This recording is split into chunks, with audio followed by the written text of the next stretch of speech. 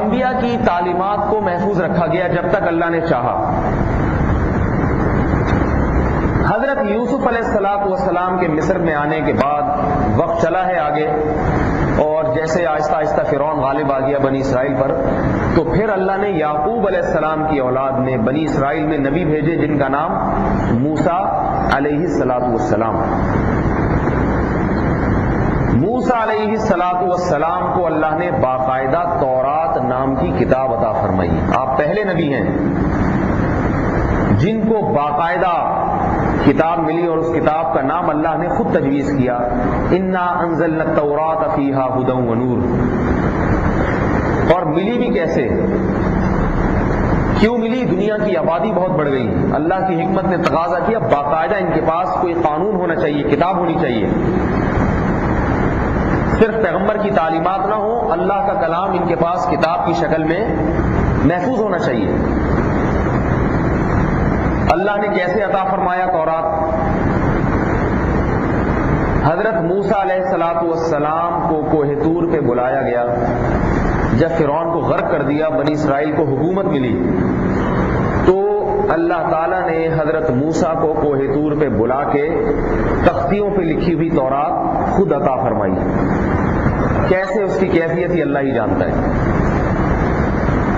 اور 70 آدمی بنی اسرائیل کے اس پر گواہ بھی بنے کہ آسمان سے باقاعدہ کتاب نازل ہوئی ہے، اور کوہ طور پر حضرت موسیٰ نے اپنے ہاتھوں میں لیے تورات لے کر۔ حضرت موسیٰ علیہ السلام اپنی قوم کے پاس آئے اور ان کو عمل کی ترغیب دی، جس کو آج کل عہد قدیم کہا جاتا ہے۔ آج کل جو تورات چھپتی ہے وہ اس کا نام تورات مارکیٹ میں نہیں ہے، یہودیوں نے نام تک بدل دیے کتابوں کا۔ آپ قرآن کے نام کو بدل سکتے ہیں جو اللہ نے رکھا ہے۔ ہم کبھی جائیں بھائی وہ والا صحیفہ دینا جو رسول اللہ صلی اللہ علیہ وسلم پر نازل ہوا تھا، تو کہے گا بھائی قرآن اللہ نے نام رکھا ہے، قرآن بولو۔ تو یہودیوں نے نام کیا کر دیا؟ عہد قدیم۔ قدیم سے مراد ان کا جو انجیل سے پہلے گزرا ہے۔ عیسائیوں نے پھر موسیٰ علیہ السلام نے جب بنی اسرائیل کو جہاد کا حکم دیا تو بنی اسرائیل جہاد سے پیچھے ہٹ گئے، اور سزا ملی کہ 40 سال اسی میدان میں گھومتے رہو۔ حضرت موسیٰ علیہ السلام کا اسی میں انتقال ہو گیا۔ حضرت موسیٰ علیہ السلام کے ایک خادم تھے جن کو اللہ نے نبوت عطا فرمائی،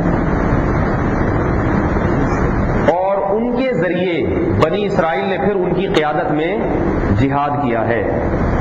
اس وقت جب 40 سال سزا کاٹی ہے بنی اسرائیل نے جہاد نہ کرنے کی، میدان میں گھومتے رہتے تھے، اللہ نے کہا شہر نہیں دیکھنے کو ملے گا، اسی میدان میں پڑے رہو۔ صبح سفر کرتے، کسی شہر میں داخل ہوں گے، رات کو سوتے، جب صبح اٹھتے تو جہاں سے نکلے تھے وہیں کے وہیں۔ 40 سال حیران سرگردان ٹھوکریں کھاتے رہے۔ پھر ان کی سزا جب مکمل ہوئی تو اللہ نے نبی بھیجے، ان نبی نے ان کو حکم دیا کہ تم قتال کرو، اللہ کی راہ میں جہاد کرو، حملہ کرو اس ارض مقدس پر۔ بلکہ خود پہلے کہتے تھے کہ ہم پر ظلم ہو رہا ہے، ہمیں جہاد کی اجازت دی جائے۔ جب جہاد فرض ہوا تو آہستہ آہستہ پتلی گلی سے نکلنا شروع ہو گیا۔ نبی نے کہا، پھر مان گئے کہ تیار ہوئے بڑی مشکل سے، تو اللہ رب العزت نے نبی کے ذریعے انہی میں سے کسی کو مجاہدین کا امیر متعین کیا، جس کا نام قرآن نے طالوت بتایا ہے۔ سمجھ میں آ رہی ہے بھائی بات؟ کس کو متعین کیا؟ طالوت نبی نے متعین کیا، اور کہا کہ یہ میرا متعین کردہ نہیں ہے، یہ کمانڈر کس نے متعین کیا ہے تمہارے لیے؟ اللہ نے۔ وہ نبی نہیں تھے طالوت۔ تو بنی اسرائیل کو اعتراض ہوا کہ یہ امیر ہمیں پسند نہیں ہے، کیوں؟ یہ غریب آدمی ہے۔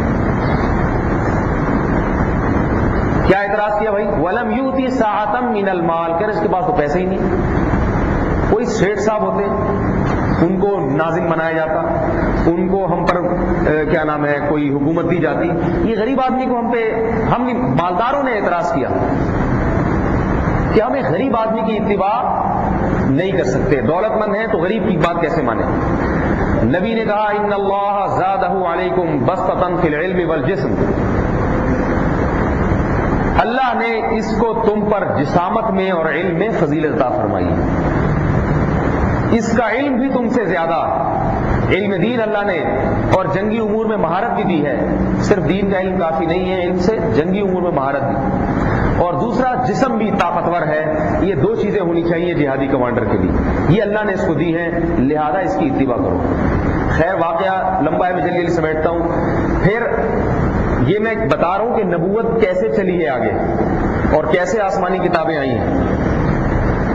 تو جب طالوت نے دشمن کے مقابلے میں فوجوں کو لا کے کھڑا کیا، اور دشمن کے سردار کا نام تھا جالوت، بڑا طاقتور تھا وہ، ہیکل بہت قوی جثے والا، اور فوج بھی بڑی طاقتور۔ تو طالوت نے اپنے کمزور سے، جو مسلمان ہیں جو بہت تھوڑے تھے بنی اسرائیل اور کمزور بھی تھے، قوت اور طاقت کے مقابلے میں کم بھی تھے، ان کو کہا کہ دیکھو اللہ تعالیٰ تمہیں آزمائے گا، یہ نہر کا پانی ہے، جتنی بھی شدید پیاس لگے اس سے پانی نہ پینا، اگر تم نے پانی نہیں پیا تو تم آزمائش میں پورے اترو گے اور اللہ تمہیں میدان جنگ میں ثابت قدم کر کے دکھائے گا۔ بس یہ تمہاری طاقت کے لیے طاقت کا توازن نہیں ہے، اللہ تمہیں آزمائے گا، اور یہ نبی نے ان کو بتایا ہوگا یقیناً وحی کے ذریعے کہ اس سے پانی نہ پینا، صبر کر لینا، جو صبر کرے گا اللہ اس کو سیراب بھی کر دے گا اور فتح بھی عطا فرمائے گا۔ جب جنگ شروع ہوئی ہے اور نہر پہ سے گزر ہوا، فشربوا منہ، بنی اسرائیل میں سوائے چند لوگوں کے سب نے پانی پی لیا، سب نے پانی پیا، نافرمانی کی اللہ کی۔ اس کا عذاب یہ ہوا کہ جنہوں نے پانی پیا تھا وہ دشمن کو دیکھ کے گھبرا گئے، اللہ نے ان سے لڑنے کی توفیق کو سلب کر لیا۔ پتہ چلا گناہ کا ایک عذاب یہ بھی ہے کہ جہاد کا جذبہ اور توفیق انسان سے، بولو بھائی، ختم ہو جاتی ہے، بزدلی پیدا ہو جاتی ہے۔ وہ میدان چھوڑ کے نکلنے لگے تو جن قلیل تھوڑے لوگوں نے پانی نہیں پیا تھا ان میں داؤد بھی تھے، اور ان میں اور بھی نیک لوگ، داؤد علیہ السلام جن کو بعد میں نبوت ملی ہے۔ تو ان حضرات نے کہا کہ بھائی ہمت کرو، کم من فئۃ قلیلۃ غلبت فئۃ کثیرہ، کتنی تھوڑی جماعتیں ایسی ہیں جن کو اللہ نے مدد کی اور بڑی جماعتوں پر غالب کیا، اور پھر اللہ سے دعا مانگی، ربنا افرغ علینا صبرا، دشمن ہے اللہ بڑا طاقتور ہے، تو ہم پر صبر کو انڈیل دے، اوپر سے انڈیلنے کا مطلب صبر دے نہیں ہمیں، ایسے جیسے بالٹیاں بھر بھر کے صبر ڈالا جا رہا ہو، اتنا صبر چاہیے ہمیں۔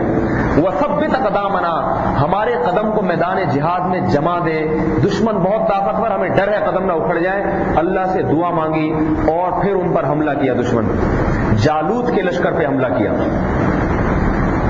اس حملے میں داؤد بھی موجود تھے، بنی اسرائیل کے ایک عام شخص تھے اس وقت داؤد۔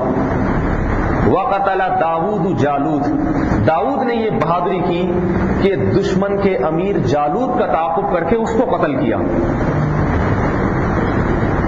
یہ بڑی اہم بات ہے جو ابھی بتانے لگا۔ داؤد ایک امتی کی حیثیت سے لڑ رہے تھے، بہادری یہ کی انہوں نے کہ ایک تو قدم نہیں اکھڑے ان کے، میدان جنگ میں ڈٹے رہے، اور پھر ہدف بھی کس کو بنایا؟ دشمن کے کمانڈر کو۔ یہ بہت بہادری کا کام ہے۔ جالوت کو قتل کیا، قرآن کے الفاظ فآتاہ اللہ الحکمہ، اللہ فرماتے ہیں اللہ نے اس کے صلے میں ان کو نبوت بھی عطا کی اور حکومت بھی عطا کی۔ بعض پیغمبروں کو نبوتیں ملے ہی دشمن کو قتل کرنے کی وجہ سے۔ میرے بھائی جہاد اتنی مبارک چیز ہے،